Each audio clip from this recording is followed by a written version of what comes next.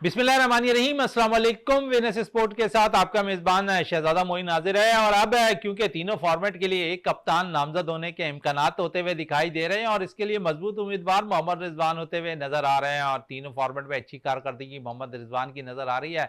लेकिन दूसरी तरफ अब मोहसिन नकवी साहब ने इस बात का ऐलान कर दिया है कि चैंपियन ट्रॉफी तो पाकिस्तान में होगी, लेकिन साथ साथ तमाम टीमें पाकिस्तान आती हुई दिखाई देंगी। और इससे पहले खदशात जाहिर किए जा रहे थे कि भारत की टीम पाकिस्तान के चैंपियन ट्रॉफी में शिरकत करने के लिए जो है पाकिस्तान नहीं आएगी और वेन्यू चेंज पर वो मैचेस खेलने को तरजीह देगी। लेकिन अब ऐसी चीजें जो खतरात थे वो अब खत्म हो गए हैं और अब चैंपियन ट्रॉफी खेलने के लिए भारत की टीम भी पाकिस्तान के दौरे पे आएगी। और फिर साथ साथ अगर हम बात करेंगे, जिस तरह हमने कहा कि शान मसूद की कप्तानी भी अब खतरे में पड़ती दिखाई दे रही, तो सारे सूरताल पे बात करने के लिए हमारे साथ आज स्टूडियो पे मौजूद हैं इकबाल मेमन साहब हमारे साथ यहाँ तशरीफ रखते हैं, स्पोर्ट्स एनालिस्ट हैं। जावेद इकबाल भट्टी साहब हमारे साथ यहाँ पर मौजूद हैं, स्पोर्ट्स एनालिस्ट हैं। और अमेरिका से हमारे साथ टेलीफोन लाइन पे मौजूद है senior sports analyst Jafar Hussain साहब हमारे साथ टेलीफोन लाइन पे मौजूद हैं। और जाफर साहब से ही प्रोग्राम की शुरुआत करते हैं। जाफर साहब, सबसे पहले तो बहुत ही मेहरबानी आपकी कि कुछ वक्त हमारे लिए भी आपने निकाला अमेरिका से। और पाकिस्तान क्रिकेट के हवाले से मैं जरूर पूछना चाहूंगा आपसे कि वो खेल जिसमें हम एक नाम पैदा करते जा रहे थे अचानक डाउन की तरफ जाता हुआ दिखाई दे रहा है, लेकिन दूसरी तरफ देखें तो हम तमाम ही खेलों में बड़ी जबरदस्त कारकर्दगी का मुजाहरा कर रहे हैं। अगर मैं हाल की बात करूं, इस वक्त जो है एस चैलेंजर्स कप मलेशिया में जो जारी है स्कॉच टूर्नामेंट, उसमें नूर जमान ने जो है फाइनल में पहुंच चुके हैं और वहां भारत से उनका मुकाबला है। साथ साथ अगर हैदर अली की बात करूं, पैरा ओलंपिक्स के अंदर उन्होंने पाकिस्तान के लिए कांसी का तमगा जीता। फिर अरशद नदीम ने पाकिस्तान के लिए पैरा ओलंपिक्स जो पेरिस ओलंपिक्स में जो है वहां पर उन्होंने जो है गोल्ड मेडल हासिल किया। तो एक तरफ तो दीगर खेलों में पाकिस्तान की कारकर्दगी अच्छी जा रही है और साथ साथ स्क्रैबल में भी पाकिस्तान टीम की कारकर्दगी अच्छी रही है, लेकिन दूसरी तरफ डाउन अगर हम देखें तो क्रिकेट होती जा रही है। क्या वजूहत है? अब ये लोग जो स्पॉन्सरशिप है, क्या समझते हैं कि अब दीगर खेलों में जाएंगे या क्रिकेट हमारा आज भी फैशन रहेगा? ज्यादा मैं सबसे पहले तो आपका बहुत शुक्रिया, आपने मौका दिया और हमेशा मौका देते हैं आप। मेरी कोई मेहरबानी नहीं, आपकी मेहरबानी है कि आप इतना हमें नहीं, आप इतने दूर रहकर सर हमारे मोहब्बत में आप टाइम निकालते हैं, क्योंकि जिस वक्त आप टाइम निकालते हैं इस वक्त अमेरिका में बड़ी सुबह सुबह जो है वहां पर हवाएं ठंडी ठंडी चल रही होती हैं और सुबह उठकर आप हमारे साथ टेलीफोन लाइन पे मौजूद होते हैं। नहीं, ये तो आपका शुक्रिया, क्योंकि स्पोर्ट्स का पैशन है हमें, इस वजह से हम भी रेडी होते हैं कि भाई जिस तरह पाकिस्तान से हमें मोहब्बत है और खासतौर पर क्रिकेट से जो लगाव है हमारा, वो आप सबको मालूम है। और क्रिकेट जिस तरीके से डिक्लाइन पे जा रहे हैं, लेकिन ये सिलसिला कोई आज पहली मर्तबा नहीं हो रहा। ये हम अक्सर देखते हैं कि पाकिस्तान एकदम से नीचे जाता है और एकदम से उठ के जो है ना वो चैंपियन भी बन जाता है। ये सारे सिलसिले हमारे सामने होते रहे हैं, लेकिन अभी जो एक रस्साकशी चल रही है कप्तानी की, जो है ना एक और मजीद हम कहेंगे कि पाकिस्तान क्रिकेट में जो है ना एक अजीब सा एक उछाल आने वाला है कि एक नया कप्तान आएगा, फिर वो अपने नए अंदाज से चलाएगा। चैंपियंस ट्रॉफी सर पर है, आप कप्तान पे कप्तान चेंज कर रहे हैं, कप्तान पे कप्तान चेंज कर रहे हैं, ये समझ से बालातर है। अगर आप एक कप्तान को पहले ही नामजद चाहिए था, अब ये जो कप्तानी है खास तौर पे ये इसमें से जो है आपके एक टीम के अंदर कोई 6 कप्तान हो जाएंगे। जब 6 कप्तान टीम के अंदर खेलेंगे तो मसाइल तो बढ़ेंगे, तो ये सबसे बड़ा एक सवाल ये निशान है। चले जावेद साहब हमारे साथ ही रहिए, टेलीफोन लाइन पे हमारे मेहमान इकबाल मेमन साहब मौजूद हैं, जावेद इकबाल भट्टी मौजूद हैं। इकबाल मेमन साहब की तरफ आ रहे हैं। वही बात है, एक टीम के अंदर अगर 6 कप्तान मेमन साहब अगर खेल रहे होंगे तो जिस तरह हम समझते हैं कि पावर प्लेयर्स का बहुत ज्यादा इस टीम के अंदर नजर आ रहा है, जिसका सबब ये नजर आ रहा है कि टीम की परफॉर्मेंस बड़ी डाउन होती जा रही है। तो ये भी एक बात अच्छी कह रहे हैं कि जहां पर 6 कप्तान खेल रहे होंगे तो वहां तो ऐसे मामला होते दिखाई देंगे।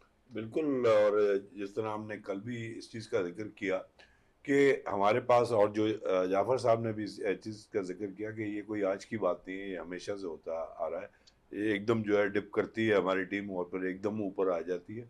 उसकी वजह ये है कि अगर कोई कप्तान जो है जिस तरह सरफराज था या मुश्ताक मोहम्मद था, तो वो अच्छी परफॉर्मेंस दे रहे होते हैं और फिर अचानक जो है उनको चेंज कर दिया जाता है जीतने के बावजूद।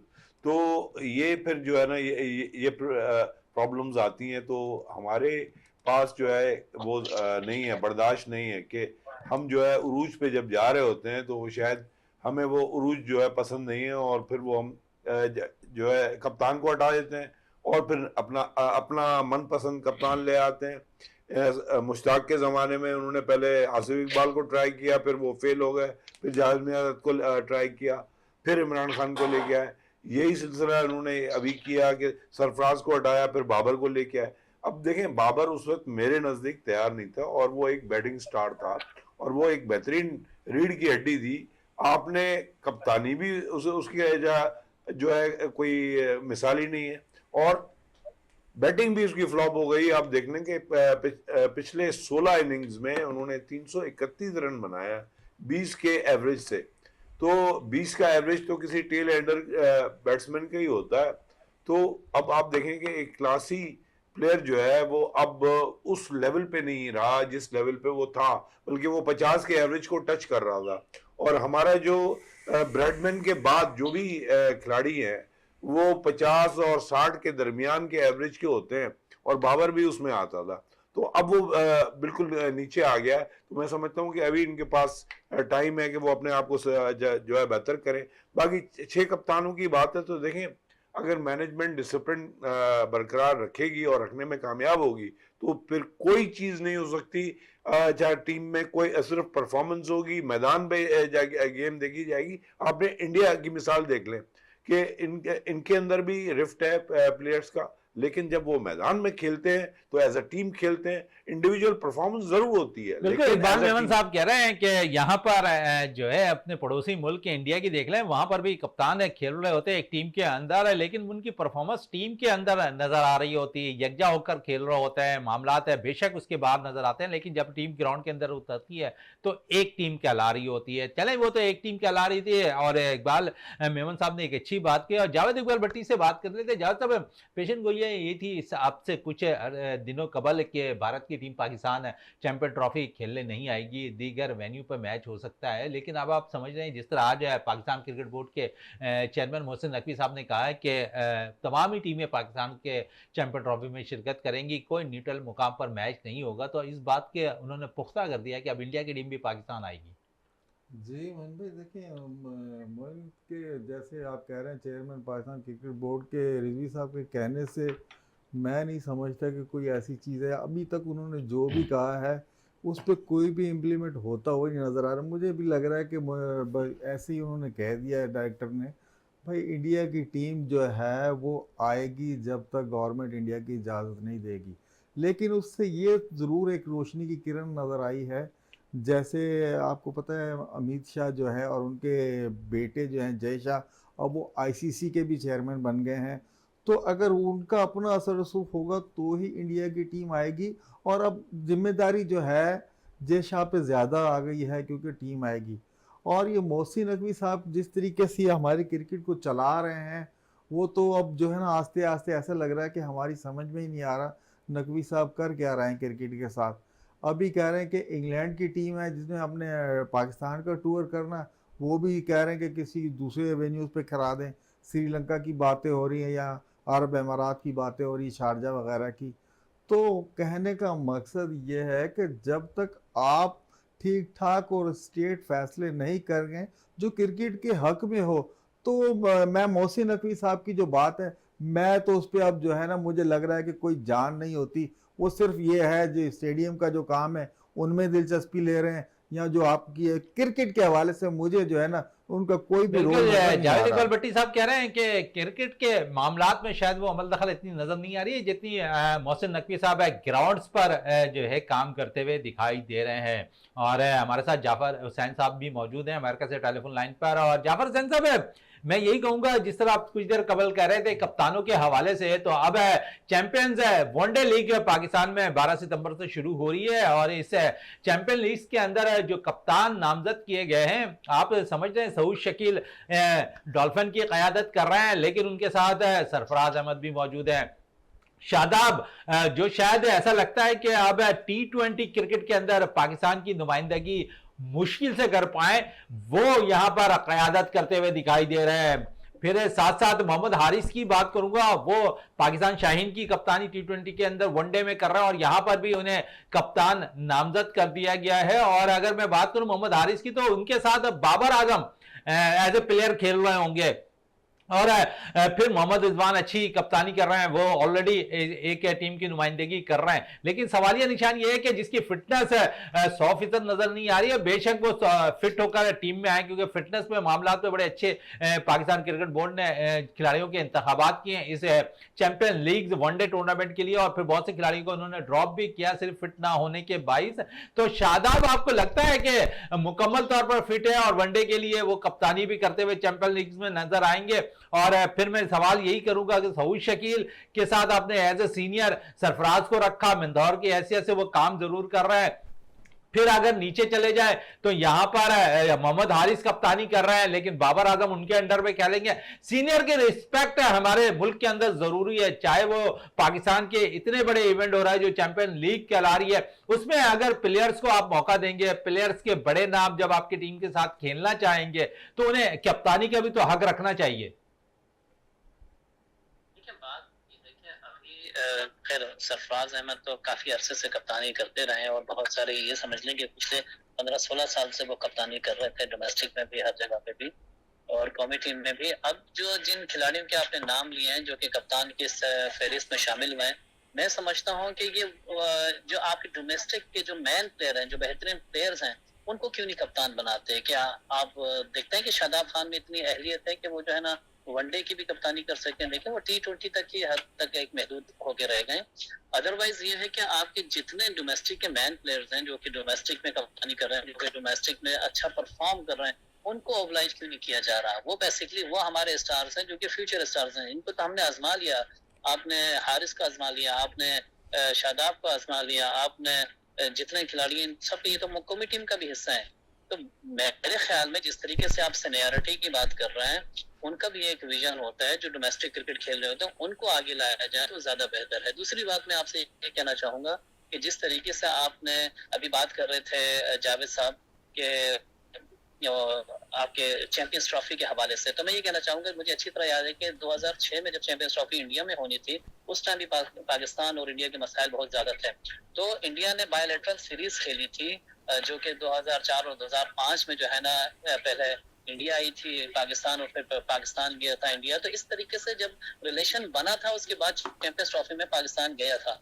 अब भी सूरत हाल वही है जो कि तकरीबन 19 साल बाद जो है ना वो सिलसिला हो रहा है, चैंपियंस ट्रॉफी पाकिस्तान में हो रही है। तो मेरे ख्याल में इस तरह की कोई बायलैटरल सीरीज होनी चाहिए थी। वो चीजें जाहिर करती हैं कि भाई इंडिया पाकिस्तान आएगा या पाकिस्तान इंडिया जाएगा। तो मेरे ख्याल में जिस तरीके से चैंपियंस ट्रॉफी हो रही है पाकिस्तान में, मुझे नहीं लगता कि इंडियन टीम पाकिस्तान का दौरा करेगी। चलिए, ये तो बड़ी अच्छी बात आपने चैंपियन ट्रॉफी वाले भी आपने अपने वाज़े बयान में कह दिया कि चैंपियन ट्रॉफी में मुश्किलात हो सकती है इंडिया की टीम को, पाकिस्तान शायद ना आए। लेकिन मेरा सबसे इंपॉर्टेंट इशू ये था जाफर हुसैन साहब कि मोहम्मद हारिस एक टीम की कप्तानी कर रहे हैं, लेकिन उसके साथ साथ उस टीम के अंदर बाबर आजम मौजूद हैं।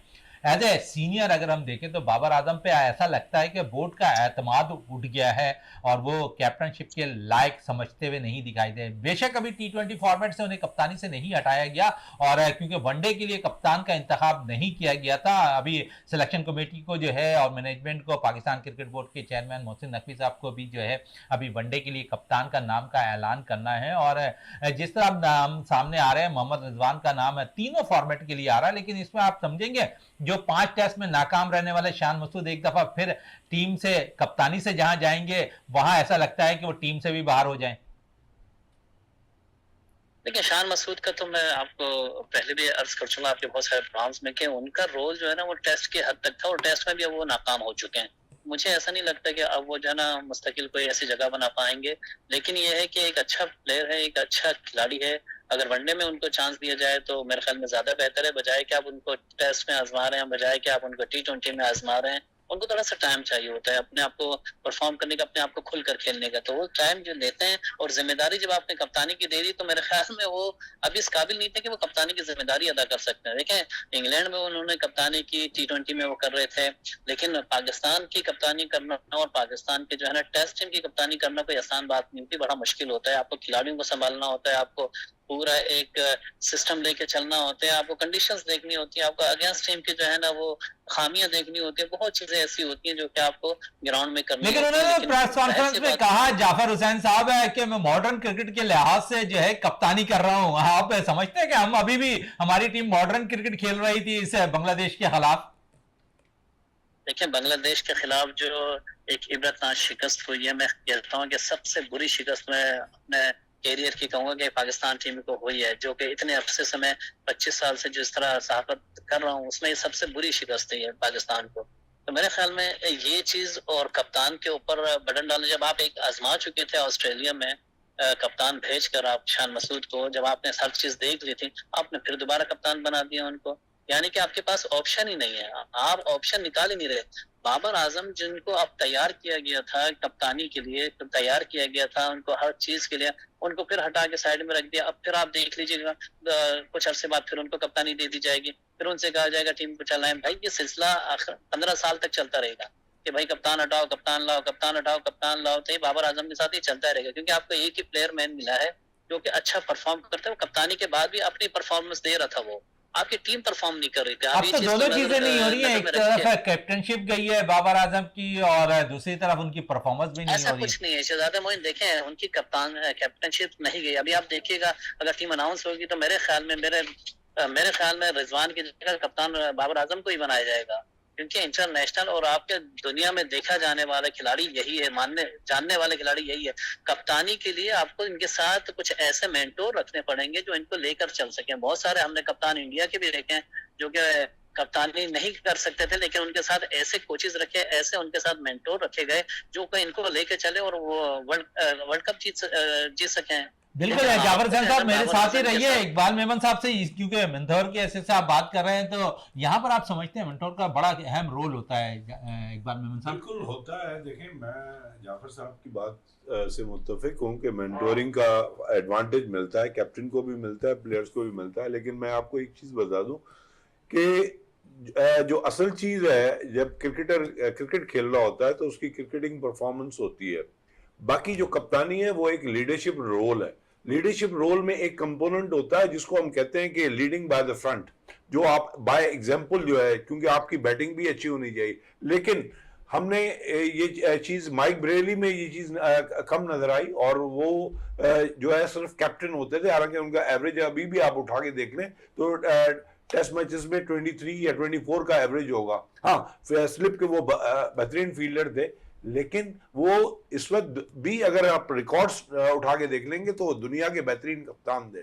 फिर हमने अगर पाकिस्तान में देखते हैं तो कारदार जो थे उनका एवरेज कोई एक्स्ट्रा ऑर्डिनरी नहीं था, लेकिन वो एक बेहतरीन कप्तान थे, क्योंकि उनका क्रिकेटिंग रोल ठीक है इतना एक्सीलेंट नहीं था, वो मीडियोकर थे, लेकिन उनका जो लीडरशिप रोल था वो पाकिस्तान को जब नया नया इंडिपेंडेंस मिला तो 54 में और लखनऊ में और ओवल में उन्होंने जो पाकिस्तान को जितवाया, और उसी टीम के साथ जो मतलब इसमें फजल महमूद भी थे और आपके खान मोहम्मद भी थे, तो वहां से हमारी क्रिकेट डेवलप हुई है। उसके बाद हम देखते हैं कि मुश्ताक मोहम्मद एक एवरेज खिलाड़ी थे, हाँ एज ऑलराउंडर थे वो, लेकिन उनका क्रिकेटिंग ब्रेन था, वो उसने लीडरशिप में पाकिस्तान को आसमानों पे ले गए।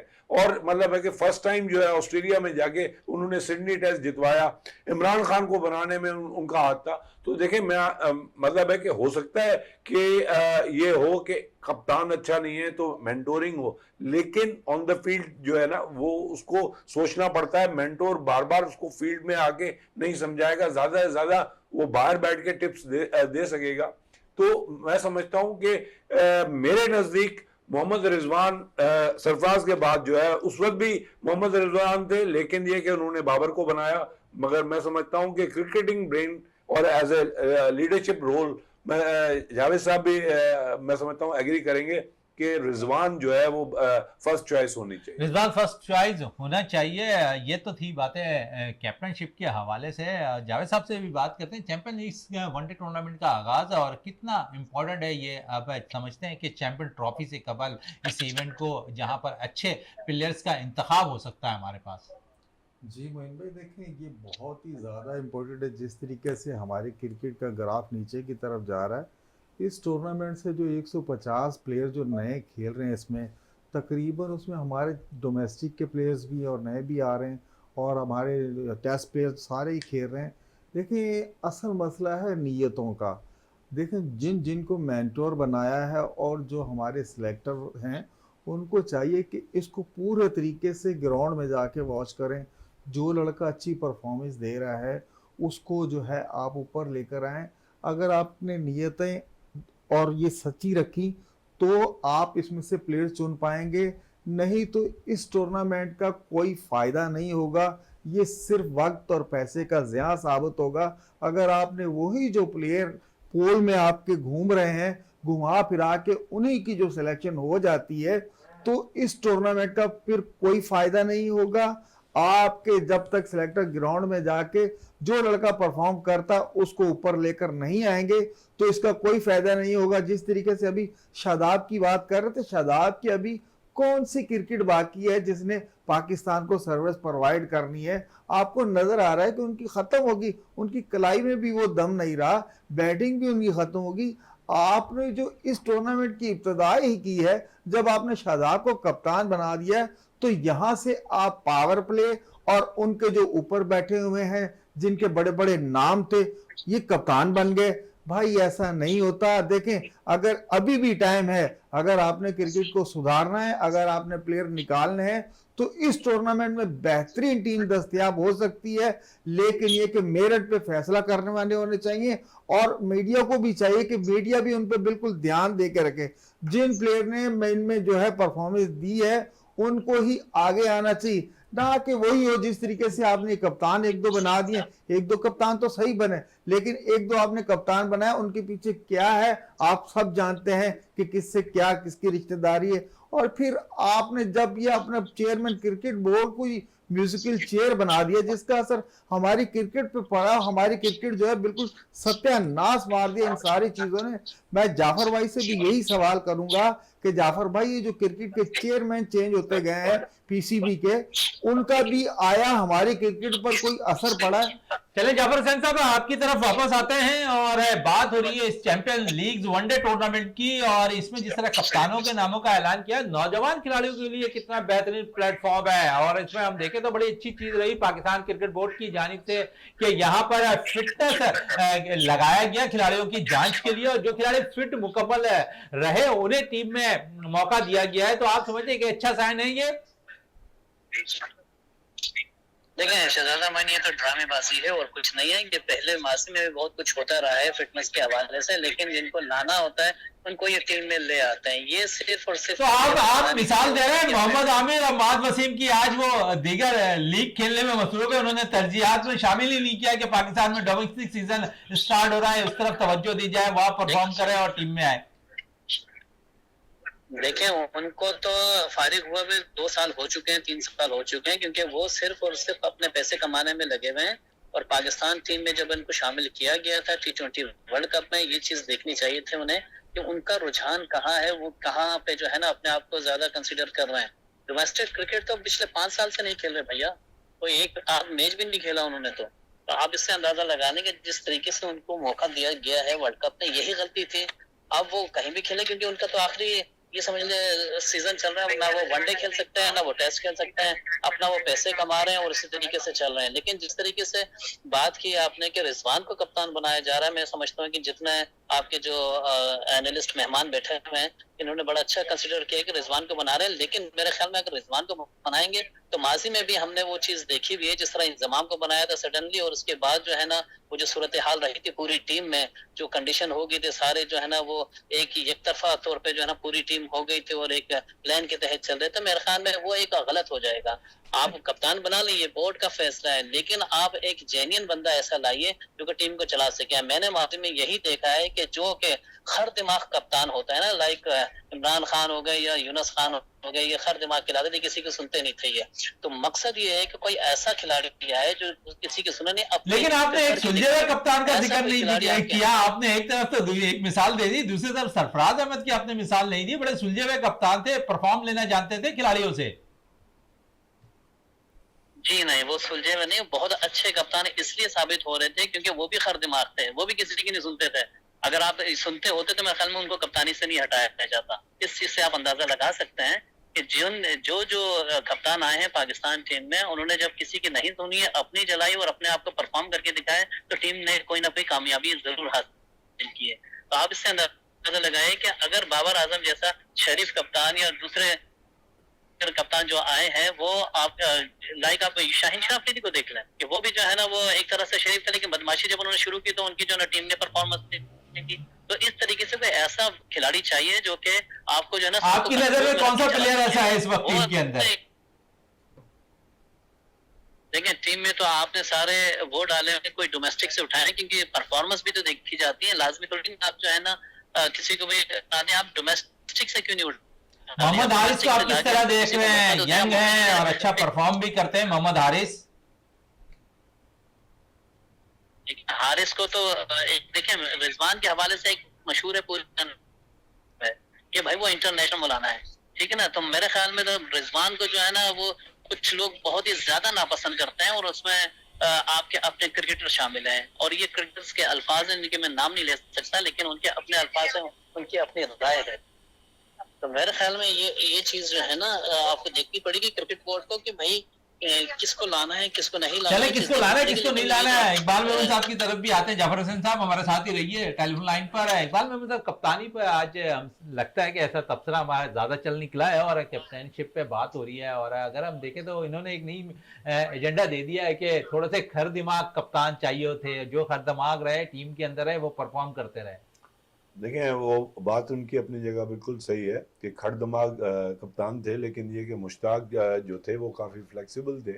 लेकिन मुश्ताक में एक क्वालिटी बहुत अच्छी थी कि वो हर प्लेयर से काम निकलवा भी सकते थे और उनका राब्ता भी था। और आपने जैसे ही उसको हटाया गया तो आपने देखा कि आसिफ इकबाल को वो अहमियत खिलाड़ियों ने नहीं दी जो मुश्ताक मोहम्मद को देते थे। तो अच्छा, बाकी रहा रिजवान, तो देखें रिजवान का एक रिकॉर्ड उस पर डोमेस्टिक लेवल पे भी है, अपना PSL लेवल पे भी है, जो बाबर आजम के उस पे नहीं जाता। और बाबर आजम मतलब है कि आई डोंट नो, मगर हम जो एनालिस्ट भी हैं और जो भी लोग हैं वो उसको एज अ कैप्टन कहीं भी जो है वो कप्तानी का रोल उनका समझ में नहीं आता हमें, और वो काफ़ी कंफ्यूज कप्तान लगते हैं। बाकी as a player he is a complete player, और मैंने आपको बताया कि वो 50s के एवरेज पे थे और कप्तानी के बाद जो है वो अब 44 के एवरेज पे आ गए हैं।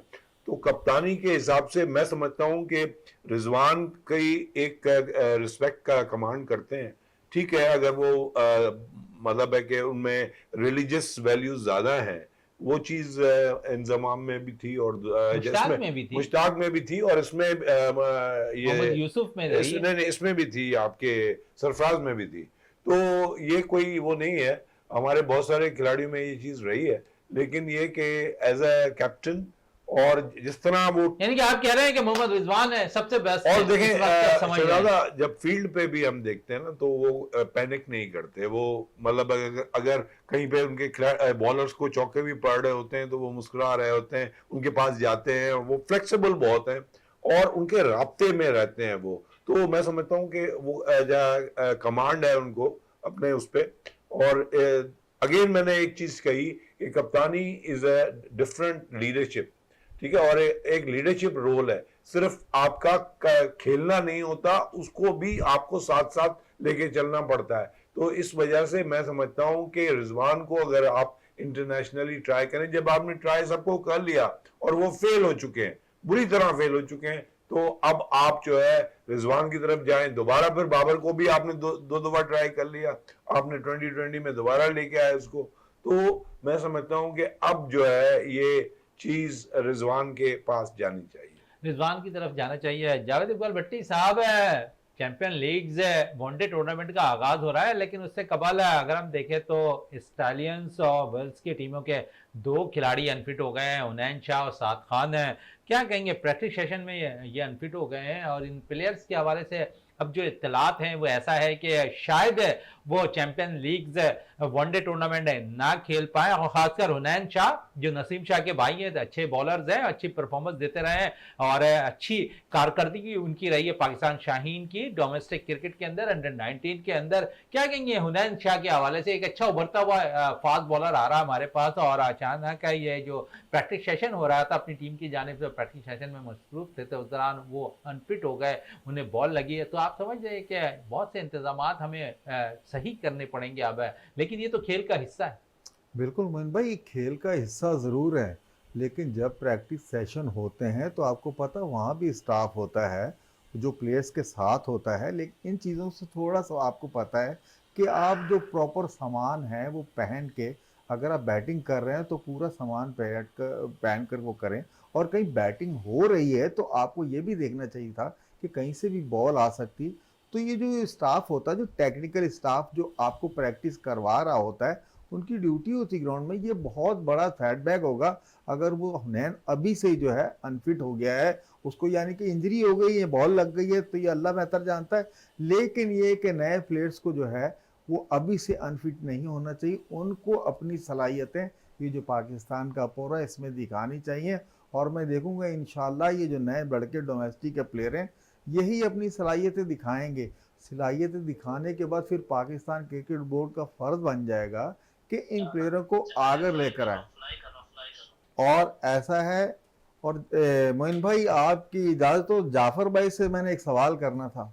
चलें, जाफर भाई से जरूर सवालात कर लीजिएगा, लेकिन इस वक्त अब जाफर भाई की लाइन हमसे ड्रॉप हो गई है और उनसे ज़रूर हम अगले प्रोग्राम में ज़रूर कोशिश होगी हमारी बात करने की। जाफर साहब, आपका बहुत शुक्रिया यहाँ पर वीनस स्पोर्ट्स में टाइम देने का। इकबाल मेमन साहब की तरफ वापस आते हैं। इकबाल साहब, यहाँ कप्तानी की दौड़ में जहाँ नौजवान खिलाड़ियों की भी बात कर रहे थे यहाँ पर जाफर हुसैन के, हमें नौजवान खिलाड़ियों को जो डोमेस्टिक में अच्छा परफॉर्म कर रहे हैं उन्हें ग्रूम करने की ज़रूरत। पाकिस्तान क्रिकेट बोर्ड ने बड़ी ग्रूम करने की कोशिश की, पाकिस्तान शाहीन की तरफ से मुतअद्दिद कप्तान चेंज किए, पाकिस्तान अंडर 19 की सतह पे कप्तान चेंज किए, लेकिन जो कप्तान चेंज होकर आ रहा है उनका मुस्तकबिल नजर नहीं है। साद बेग इस टूर्नामेंट से बाहर, रोयल नजीर इस टूर्नामेंट से बाहर, तो आपके पास तो बड़े नाम थे, लेकिन ऐसा लगता है कि उनको आपने साइडलाइन कर दिया। देखिए, आप जब फिजिकल गेम खेलते हैं अपना शहजादा, तो उसमें इंजरीज के तो चांसेस होते हैं। अब अगर ये कहीं पे आप ये मतलब अगर हम परसेप्शन ले लेते हैं कि ये कोई फेक इंजरीज हैं तो वो एक अलग चीज़ है। बाकी जो क्रिकेटर्स इस लेवल पे जब खेलते हैं ना, तो वो अपना इतना जो है एफर्ट करते हैं, तो उनको काफ़ी निगलिंग जो है इंजरीज होती हैं। और आपने पाकिस्तानी खिलाड़ियों को भी देखा होगा कि उनकी उंगलियों पे भी जो है पट्टियां चढ़ी होती हैं, और इवन आपने बांग्लादेश के खिलाड़ियों को देखा तो उनके भी जो है उंगलियों पे पट्टियां बंधी हुई होती हैं, और अंदर भी काफ़ी सारे बैंडेज होते हैं, और काफ़ी सारे खिलाड़ी जो है वो खेल रहे होते हैं। तो कभी कभी ऐसी खतरनाक जो है इंजरीज हो जाती हैं जिसमें आपका करियर तबाह होने का चांसेस हैं। जिस तरह आपके पास एहसानुल्लाह फास्ट बॉलर जो है, जिसको एक तो उन्होंने डायग्नोज ही गलत कर दिया, और फिर वो अभी भी जो है मेरा ख्याल है अब शायद इस कप में खेलेंगे वो, तो इकबाल भाई आज तक वो फिट होकर नहीं आया, अभी तक नहीं आया। तो मैं वही कह रहा हूँ कि एक तो हमारे पास जो उनकी देखभाल करने वाले हैं वो भी शायद इतने जो है ट्रेंड नहीं है, और दूसरी बात ये है कि हमें जो डॉक्टर्स हैं वो भी शायद सही तरह डायग्नोज नहीं कर पाते, ये बड़ा प्रॉब्लम है। नहीं तो इन बेचारों को हमें एज अ असासा लेना चाहिए। ये हमारे लिए, मुल्क के लिए एक बहुत बड़ा असासा है, और हम इनकी संभाल नहीं करते। हम अभी इतनी भी बातें कर चुके हैं, भले किसी के लिए भी हों, या वो मोहम्मद आमिर की हों या मोहम्मद आसिफ की हों, या उनकी तबीयतों में बिगाड़ हो, तो वो मैं सारा इल्ज़ाम जो है वो मैं उन इंतज़ामिया को देता हूँ, क्योंकि वो जब डिसिप्लिन क्रिएट नहीं करती, वो इनकी ट्रेनिंग नहीं करती, वो उनकी ग्रूमिंग नहीं करती, वो उनकी मेंटोरिंग सही तरह नहीं करती, वो उनको गाइडलाइंस प्रोवाइड नहीं करती, तो फिर ये मसले होते हैं, फिर इंजरीज भी होती हैं, और उनकी बिहेवियर में भी प्रॉब्लम्स आ जाते हैं। तो ये सारी चीज़ें जो है ये इंतज़ामिया का काम है कि संभालें। और देखें, हमारे पास जो भी कामयाब टीमें हैं उनके अंदर हम देखते हैं कि बड़ा जो है डिसिप्लिन है। और देखें, ऑस्ट्रेलिया जैसी टीम जिसने वर्ल्ड कप जीता, अपना ओडीआई का, वर्ल्ड कप जीता, वर्ल्ड चैंपियनशिप जीती टेस्ट क्रिकेट की, लेकिन कप्तान ने मार्च के अंडर में खेला जिसको एज ए कैप्टन बनाया गया। हालांकि हम एज ए एनालिस्ट समझते हैं कि पैट कमिंस को ही कप्तान रहने देते तो वो जीत जाते, लेकिन उनमें डिसिप्लिन खत्म नहीं होता। हमारे खिलाड़ियों में डिसिप्लिन खत्म हो जाता है, हमारी इंजरीज हो जाती हैं, हमें अच्छा जो है उनका ख्याल नहीं रखा जाता। फिजियोथेरेपी वाले हमारे कितने प्रोफेशनल हैं, कितने ट्रेंड हैं हमें नहीं पता, लेकिन हमें एक परसेप्शन डेवलप हो जाता है जावेद साहब के जब वो जो है हमारे असासों का ख्याल नहीं रखते, और हमारे यंग खिलाड़ी जो जिनका आपने नाम लिया, साद का और दूसरे जो हैं, तो वो इंजर्ड हो गए, तो ये कोई अच्छी चीज नहीं है। अच्छा, अच्छी चीज नहीं है। इसी पे आते हैं क्योंकि कैप्टनशिप पे बहुत ज्यादा आज हम बात कर रहे हैं, तो थोड़ी सी बात, क्योंकि जाफर साहब ने एक मुद्दा दे दिया हमें कि थोड़ा सा खर दिमाग कप्तान होना चाहिए, तो शाहिनशाह अफरीदी के अंदर आपको खर दिमागी नजर आती है? 2 दफा चैंपियन बना चुके हैं लाहौर कलंदर्स को अपनी कप्तानी से। मोइन भाई देखें, ग्राउंड में जो आपके एटीट्यूड होते हैं वो कुछ और होते हैं और ग्राउंड के बाद कुछ और होते हैं। देखिए, हर दवाखी जाफर साहब असल में ये कहना चाह रहे थे कि एग्रेसिव किस्म का कप्तान हो, जैसे शोएब अख्तर बॉल कराने के बाद एग्रेसिव होता था, वसीम अकरम हो गया, इमरान खान हो गया, इस टाइप का वो चाह रहा। लेकिन इस टाइप का आप कहाँ से कप्तान लेकर आएंगे? अगर अभी बात चल रही है मोहम्मद रजवान की कि उसको तीनों फार्मेट का हम कप्तान बना देते हैं, आप तीनों फार्मेट का कप्तान बनाने के बाद 3-4 हैवी वेट जो प्लेयर हैं वो उनके अंडर खेलेंगे। इन सभी इकबाल भाई बात कर रहे थे कि हमें पर देखें, ये सारा काम होता है पाकिस्तान क्रिकेट बोर्ड का और उसके स्टाफ का, कि भाई अगर आपने किसी को कप्तानी दी है, अब ये मिसाल दे रहे हैं ऑस्ट्रेलिया की दे रहे हैं, इंडिया की दे रहे हैं, भाई वहाँ डिसिप्लिन इस वजह से होता है। देखिए, प्लेयर पावर हर मुल्क में होता है, हर टीम में होता है, लेकिन वहाँ जो क्रिकेट बोर्ड है वो मजबूत होते हैं। उनको पता है कि हमने कोई भी इस तरीके की हरकत टीम में रहते हुए कि तो वहाँ पनिशमेंट जो है बिल्कुल ऑन द स्पॉट आपको अगले मैच में ही दे देंगे।